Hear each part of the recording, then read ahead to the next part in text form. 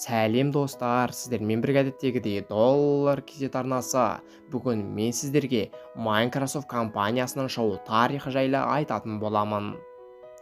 Microsoft корпорациясы компьютерлер, ұялы телефондар және өзге де есептеуіш техникаға арналған бағдарламалық қамсыздандыруды, сонымен қатар дербес компьютерлерге арналған аксессуарларды шығаратын ірі компания.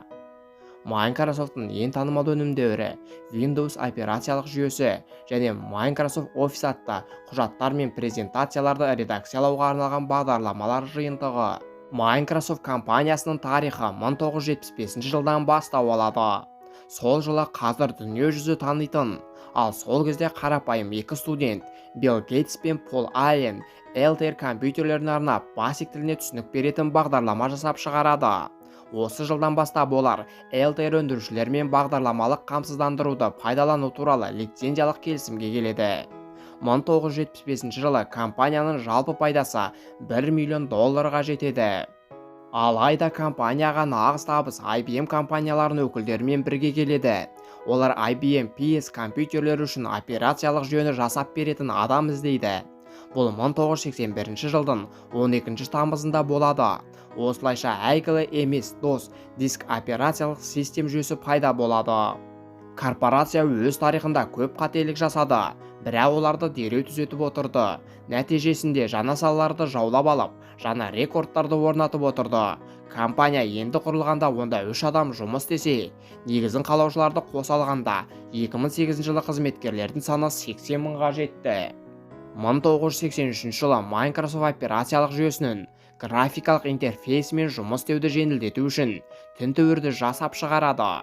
1986 жылы компанияның акциялары еркін саудаға шығарылады, ал 1990 жылы компания акциялар бойынша дивидендтердің алғашқы есептеулерін жүргізеді, және акционерлердің әрқайсына компанияның бір акциясы сыйлыққа беріледі. 1993 жылы Windows-тың тек тіркелген пайдаланушыларының саны 25 миллион адамнан асады. Осы мезеттен бастап Windows дүние жүзіндегі ең танымал операциялық жүйеге айналады. Windows 1995 жылы аңызға айналған Windows 95 шығады. Бұл алып сұранысты тудыртады. Тіпті компьютерлері жоқ адамдардың өзі бағдарлама жазылған дискті сатып алу үшін кезекте тұрған. 1996 жылдың қаңтар айының өзінде 25 миллион диск сатылды. 1998 жылы Windows 98 жарық көреді. Сырттай ол 95 нұсқасына ұқсайды, тек функционалдық пен қорғаныс жағынан біршама түзетулер енгізіледі. 2000 жылы операциялық жүйелердің желісі кеңейе түседі. Microsoft компаниясы Windows 2000 және Windows Me жүйелерін шығарады. Windows Me жүйесі орнатуға қатысты проблемаларға және кідіртулердің көптігіне байланысты пайдаланушылар арасында қолдау таппайды. Бұл компанияның ең нашар өнімдерінің бірі болады. 2001 жылы Windows XP және Office XP шығады. Windows XP және Office XP Microsoft компаниясының ең танымал бағдарламаларына айналады.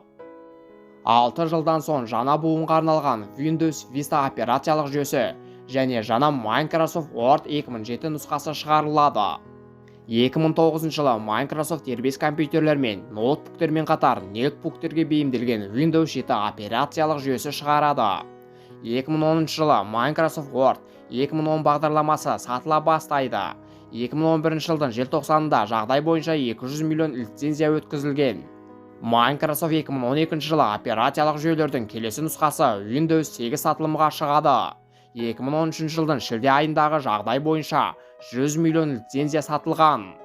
Компанияның штаб пәтері ақш-тың Вашингтон штатындағы Редмонд қаласында орналасқан.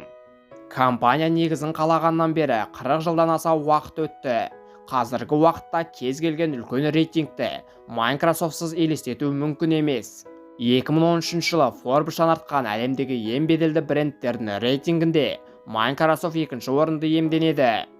Бұл корпорацияның бренді 56 миллиард 7 миллион долларға бағаланған. 2011-2012 жылы Fortune Global 500 рейтингінде табыстылығы бойынша Microsoft 110 орында болады. Жыл қорытындысы бойынша түсім көлемі 73 миллиард 7 миллион доллар, таза пайда 16 миллиард 978 миллион долларға бағаланған. 2013 жылы Microsoft түсімі 5,4%-ға артып, 77 миллиард 89 миллион долларға дейін жоғарылады. Таза пайда 23,4%-ға артып, 21 миллиард 863 миллион долларға дейін болды. Нарықтық капиталдандыру бойынша Microsoft компаниясы 4-ші орында 270 миллиард 64 миллион доллар. Компания Forbes журналының ең тартымды 10 жұмыс беруші компания рейтингінде 5-ші орында тұр. Достар, осымен видеомыз өз мәресіне жетті. Сіздерге пайдалы ақпаратты бере алдым деп ойлаймын. Менің арнамнан басқа да пайдалы ақпараттарды көре аласыздар. Сіздермен бірге болған доллар KZ арнасы.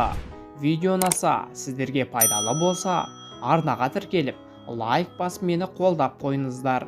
Әр қазақ бай қуатты болсын. Келесі кездескенше.